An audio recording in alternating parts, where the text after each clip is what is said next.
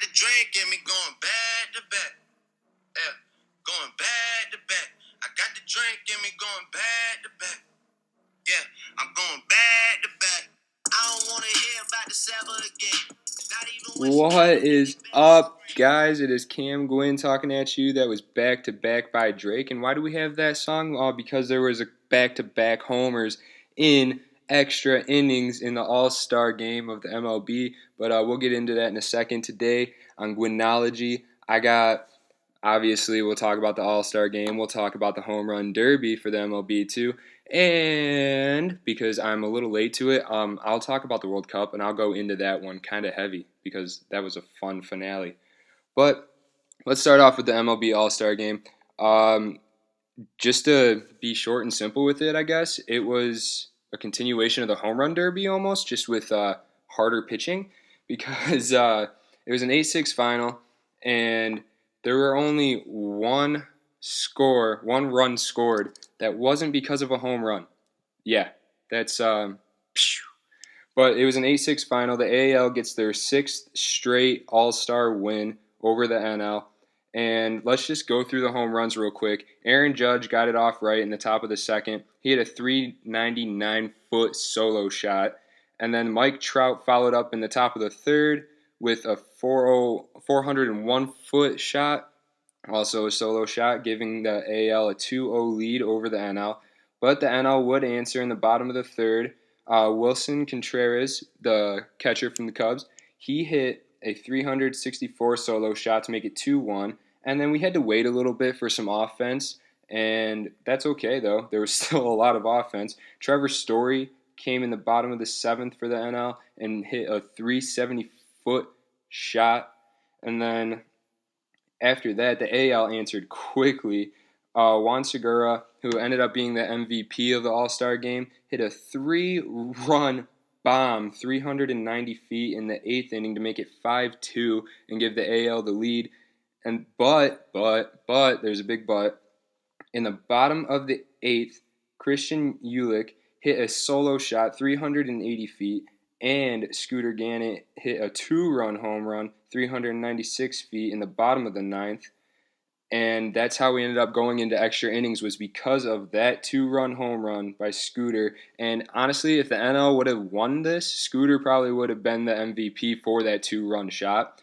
But because Juan Segura hit that 3-run shot in the top of the 8th, he ends up getting it, because that's what pushed the NL to have to work harder. But we go into extra innings, and Bregman and Springer, two teammates from the Houston Astros, hit back-to-back homers.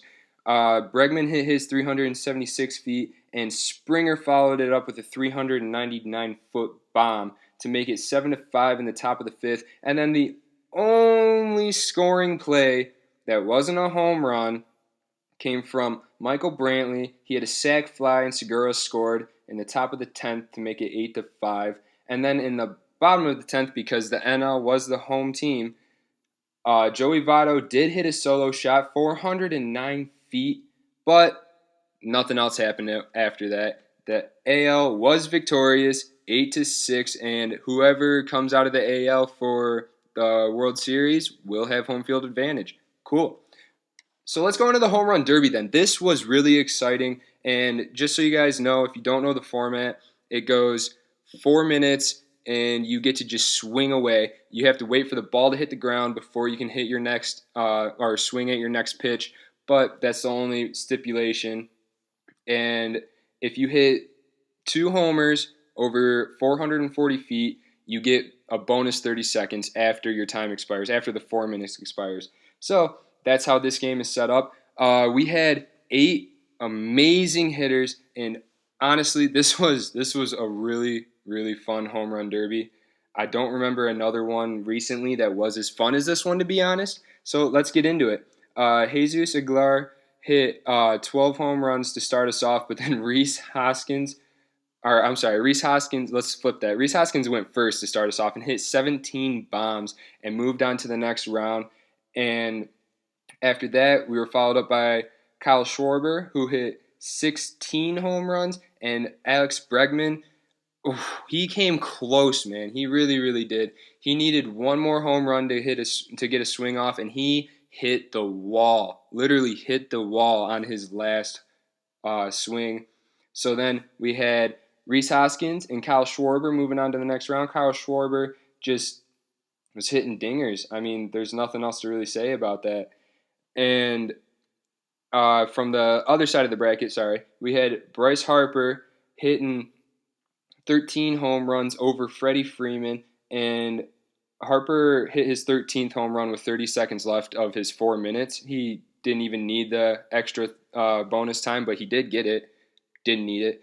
And then Javi Baez came out, and honestly, he was one of my favorites to win it. He hit 16 home runs, which is pretty good. But Max Muncy came out of nowhere, and he got the 30-second bonus but didn't need it. He hit 17 home runs with 32 seconds left of his 4 minutes. And, dude, that's just, geez.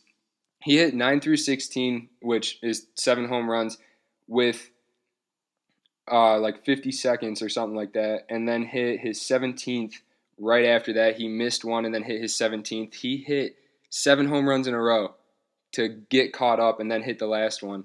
But, like, wow, Max Muncy, phew, he went off. And then, so after that, we had Bryce Harper and Max Muncy. We'll just talk about that one real quick. Harper, again, needed 13 to advance. He got 13 to advance.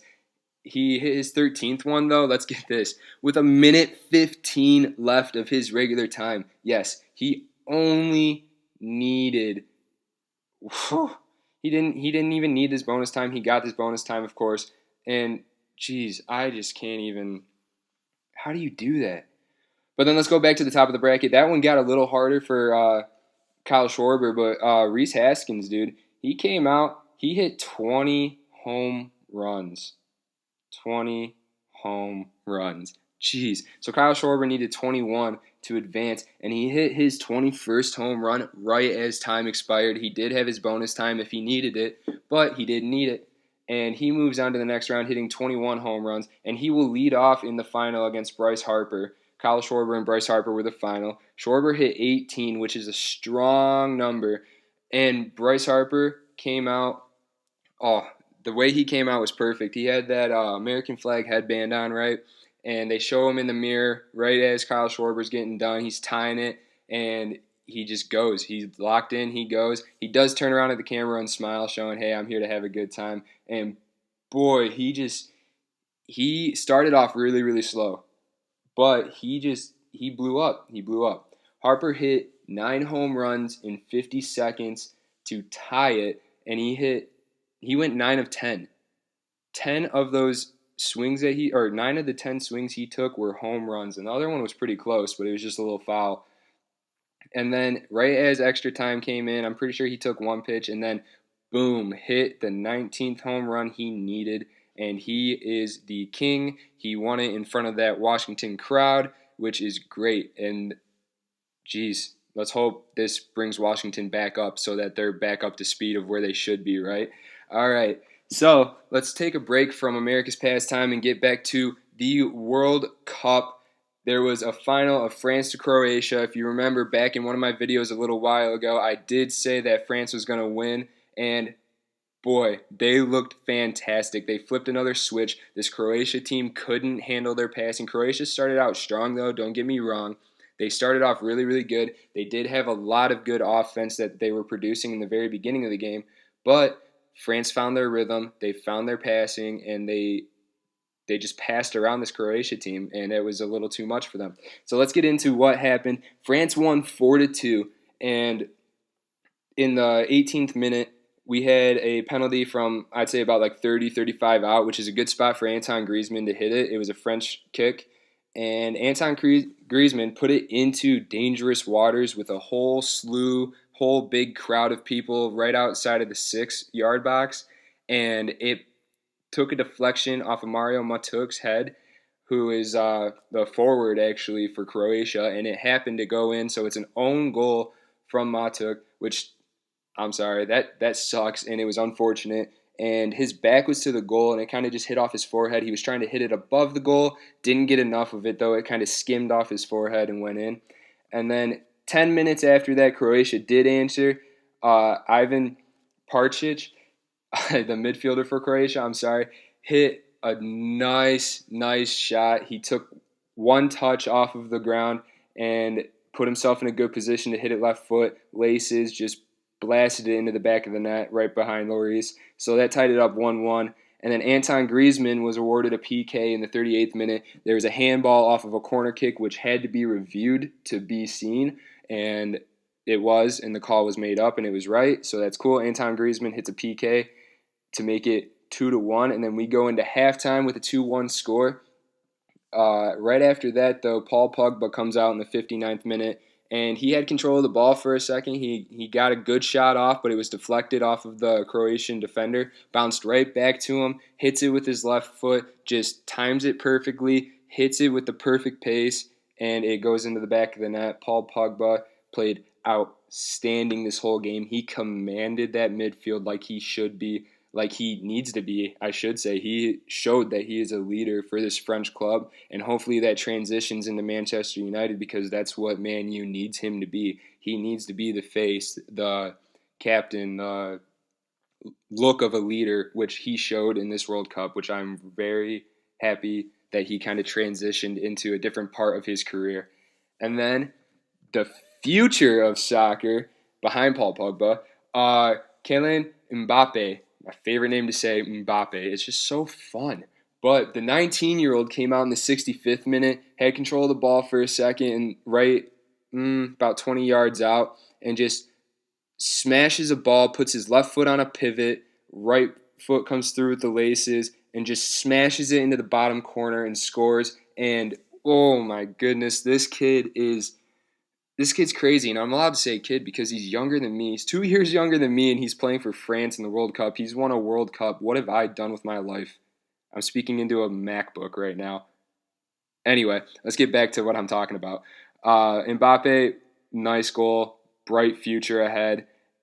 And let's get into the last goal that Croatia scored in the 69th minute. Mario Matuk made up for his own goal, but I wouldn't say it was too late because it's the 69th minute with a 4-2 game. You could have came back, but France's team, I should say, just kind of sat back. They kind of parked the bus, which is smart and good when they do that. Nobody's going to score on them. They can't get a shot at goal, let alone past that defense. And that's just how the game ended. But let's go back to that Matuk goal, though. It was a pass back to Lloris, the France goalkeeper. And I don't know what Lloris is trying to do, but it looked like he tried to nutmeg Matuk, which just didn't work. It was an awful attempt at it. Matuk just stuck out his foot and it bounced into the goal. That's all that really happened on that play. But Lloris, you got to clean it up, man. A 4-1 win would have looked better than a 4-2, but it's okay.